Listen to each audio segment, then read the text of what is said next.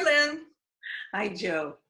This is my friend Lynn Rogers, PhD, MFT. She's a psychotherapist, an ordained interfaith chaplain, and a life coach. And we thought today maybe we'd like to talk about anxiety and fear. So, Lynn, why don't you tell us what you think? What is anxiety and fear? I have been thinking about it a lot lately since it comes up so often in calls these days and in what's going on with both friends and clients. Um, and I was thinking about the difference. And as I look at it, fear is an emotional response to something right in front of us. And when I think about an example of that, I think about my terror of needles and how often I've had to have a friend go with me just to hold me still to get a flu shot, and how much that fear is related to something in my past. So that's something else I want to talk about, what kind of past things trigger our fears. But so fear is about a response to something maybe that's going to happen right now. Anxiety is more about anticipation of something in the future. And I think most of us are dealing more with a generalized anxiety response, both to this COVID situation and even with chronic illnesses, because some of the same issues come up. Um, we don't know what's going to happen. We don't know how we're going to handle it. And when I think about an example of anxiety, I think about the client who came to me who had ALS. And when he plopped into the couch in my office, he said to me, "I have ALS. Do you know what that means?" And I said, "Yes, it means you're going to die an ugly death. Why are you letting me know that? What's the question?" And what he was really asking was, "Will you be here with me through this? What are we going to do when I can't climb the stairs to get to your office? What's going to happen?" So he was worried about things that weren't right now, what might happen in the future. So I think separating the two as best as we can is helpful. And yet they're very related, of course. So, what triggers them, fear and anxiety? Well, certainly health issues trigger it.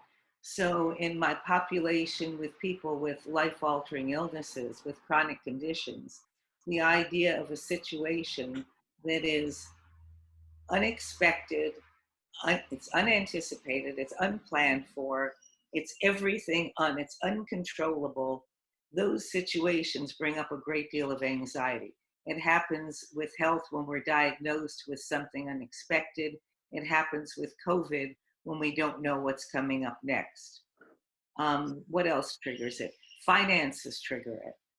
Certainly, excuse me, people's financial condition right now might trigger more immediate fear, but often there's also a generalized anxiety about what's going to happen in the future.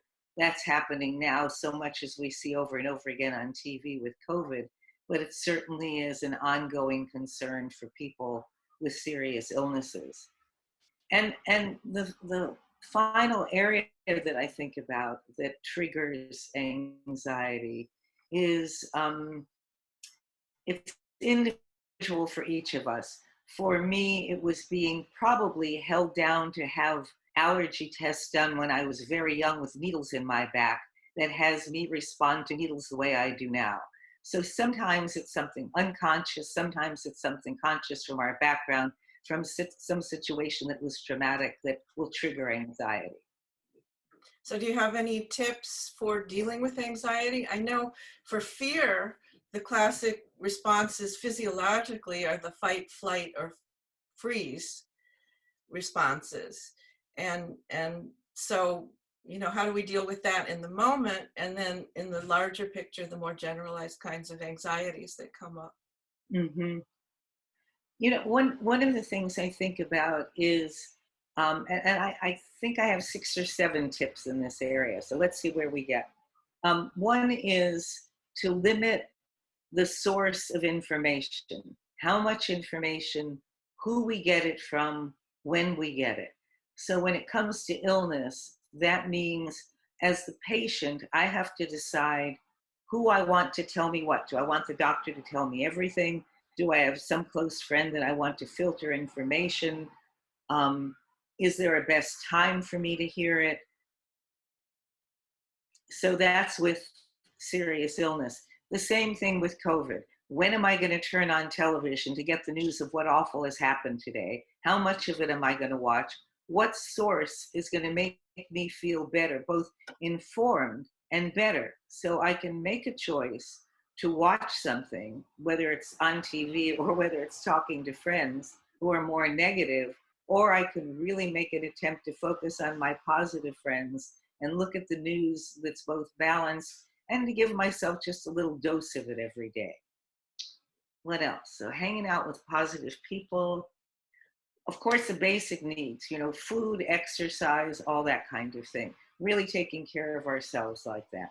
One of the things that I don't knit, I don't do anything like needlepoint, but those people who are gardening, who are cooking, who are doing creative things, one of the things we find is for me, aside from burying myself in the fantasy of a good book or a television show, is doing something with my hands gets me out of my head and into some other space, which is often a better place to travel for me.